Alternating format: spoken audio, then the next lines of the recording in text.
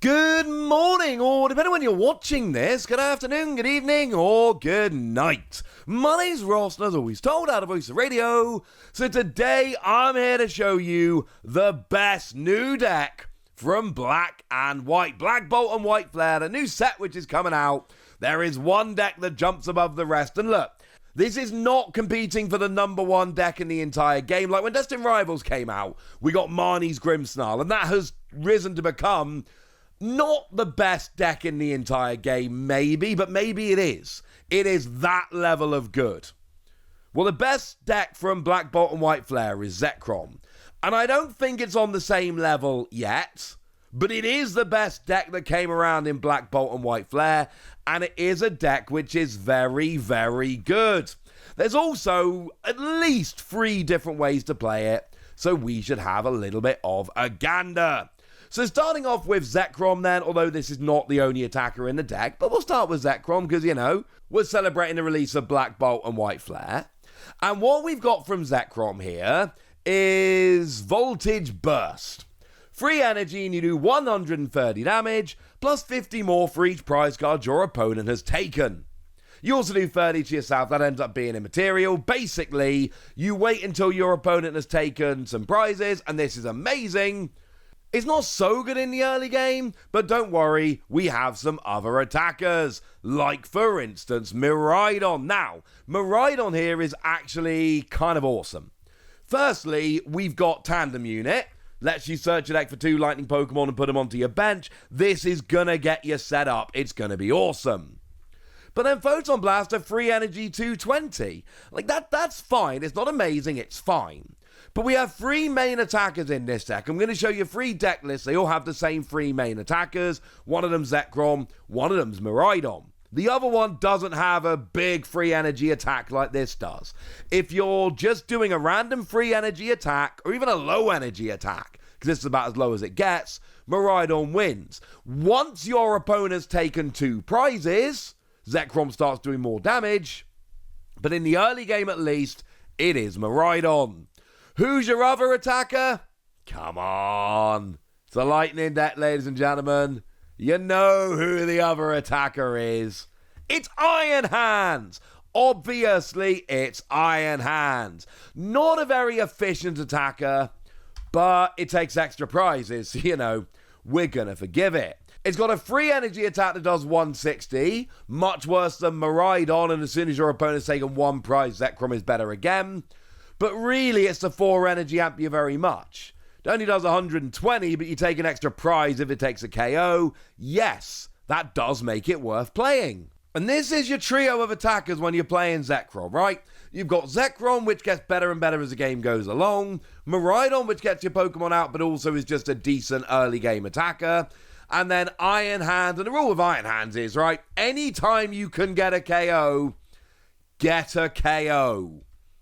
So how are we going to be playing with this? Well, we might as well start off with the new way, Electric. We're going back, ladies and gentlemen, back to when Gen 5 was the newest set in the game, because Electric is back, and it accelerates energy. Once during your turn, you can attach a basic lightning from your discard pile to one of your bench Pokemon. It's clearly brilliant. It's clearly a very, very good thing going, and look, you need to wait a turn to actually evolve up. But as soon as you do, this is going to keep going throughout the game. Generally, when it's played as a 2-2. You're not 100% relying on it, but it gets you rolling and works beautifully. The other thing we've got here is Magneton. Magneton's got an ability that lets you KO it and then accelerate free energy from the discard pile. That is a lot of energy coming out all in one go. This is a redonkulous card. It's awesome. Here's the thing, though, and here's what's really interesting. In Japan right now, this is a much less good way to play the deck because they've got Psyduck, who turns off abilities of Pokemon that have to KO themselves, like Magneton. But we don't have Psyduck. We're getting it in that free pack blister in Mega Revolution. We will have Psyduck in October, but we haven't got it yet. Like at the World Championships, for instance, where Japan won't have it either because we're all playing in the same format.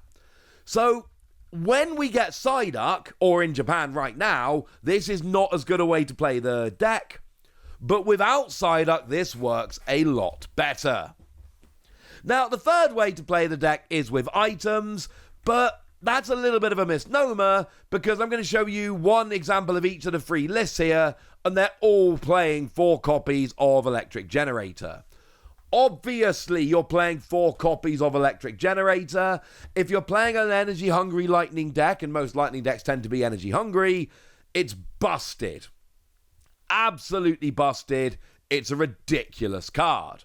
Look at the top 5 cards of your deck, attach up to 2 basic Lightning to your bench Lightning Pokemon in any way you like. No matter which of the 3 builds you're going for here, you're playing a playset of them. It's awesome. But when I talk about an item build, I'm saying we're not playing Electric, we're not playing Magneton. Our energy acceleration is basically coming from Electric Generator and Energy Sticker. Yeah, that's right. Energy Sticker. A card I have long wanted to be good. You flip a coin and if heads, you attach a basic energy from your discard to a bench Pokemon. But if you play 4, that should get you 2 energy during the game. Combined with Electric Generator could get you over the line. However, what I'm calling the item build here does have a couple of other things which I find incredibly interesting.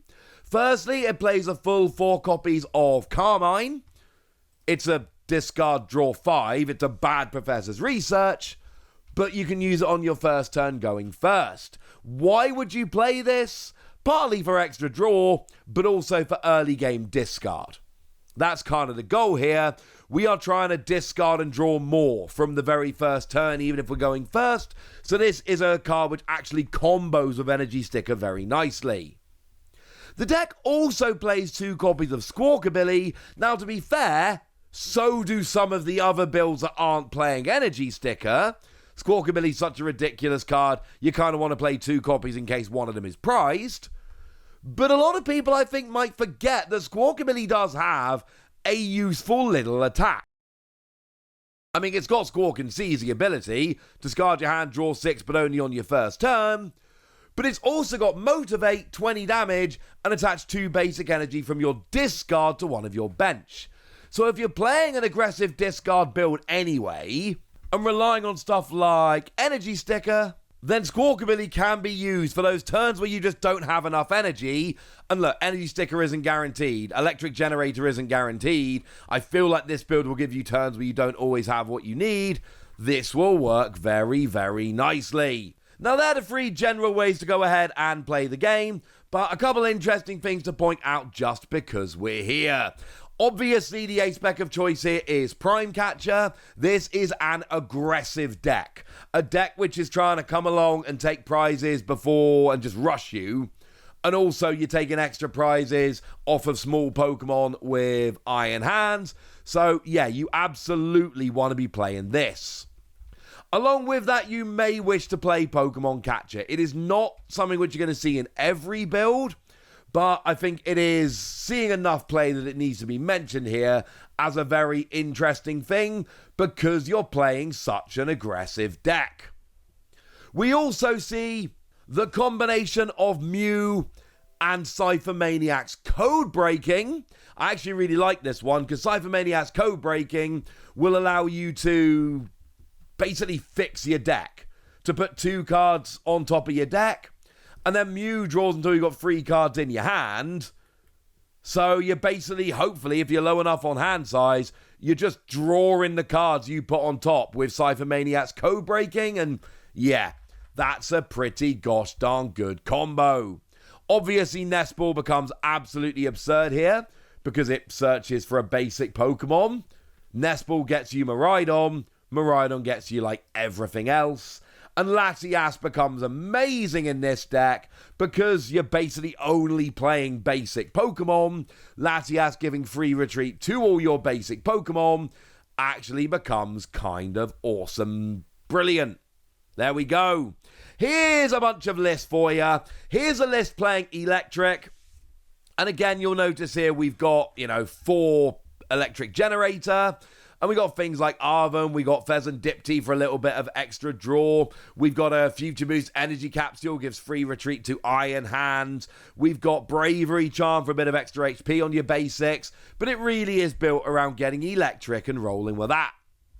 Here is your Magneton build. Now, there's a few more, little things here, like, for instance, your Blood Moon Ursa Luna. This is the one that's playing Mew and Cypher Maniac's code breaking. We got Jamming Tower to turn off tools. But it's a very similar kind of deck. And you'll notice, this one's actually gone from 14 energy to 16 because we really want to hit those electric generator and get energy in the discard. To be fair, so does the electric build. This one's just playing a bit more. This one, we've gone up to 18. This is the list which interests me the most here. This is the item build. You're not playing any other Pokemon. You're playing 18 energy. You're playing Carmine. And basically, your goal here is Energy Sticker is always going to be live because we're going to be discarding quick. You're basically going to discard a Lightning Energy immediately every game. So Energy Sticker will always be live. But also, you are just going to hit double off Electric Generator a lot more often because you're playing 18 energy. If you fail, you're relying on Squawkabilly and buying time, and that is not ideal. But if you're looking for super hyper turbo fast, this is the one that's going to do it. So there we go. Zekrom is the best deck out of Black Bolt and White Flare. There's 3 different ways to play it, and I've shown you all of them now. So now it's over to you guys. Tell me what you think about Zekrom. Do you think it's going to be good? Are you buying it? And which build do you like the most? Go nuts in the comment section. But be nice, would ya? And as I've been telling you guys recently, the YouTube algorithm has apparently changed. So likes and comments are so much more important than they were before. So please do drop a like and a comment. You will be helping me and my content out immensely. And we need to give a shout out to the lovely Pyrovermal over on Patreon, patreon.com/PTCG Radio. One of our newer Patreons, our newest Patreon, in fact. So shout out to them for the support and presumably being very lovely. But by far the most important thing, as always, look after yourselves till next time, would ya? Thank you very much for watching. My name's Ross, and you've been watching PTCG Radio.